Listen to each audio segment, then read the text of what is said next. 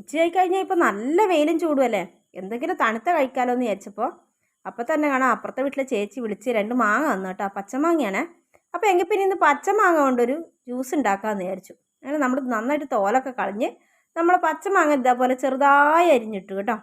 എന്നിട്ട് അത് നമുക്ക് മിക്സിയിലൊന്ന് അടിച്ചെടുക്കണം.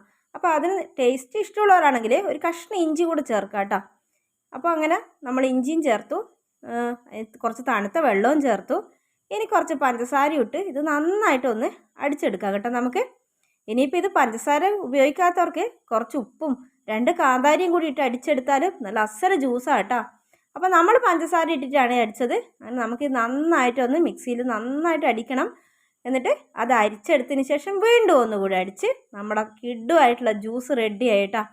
നല്ല ടേസ്റ്റുള്ള ജ്യൂസാണ്. ഈ ചൂടത്ത് കുടിക്കാൻ പറ്റിയൊരു ജ്യൂസ്. നല്ല ടേസ്റ്റ് ഉണ്ട്. അപ്പോൾ എല്ലാവരും ഒന്ന് ട്രൈ ചെയ്ത് നോക്കുമല്ലോ അല്ലേ.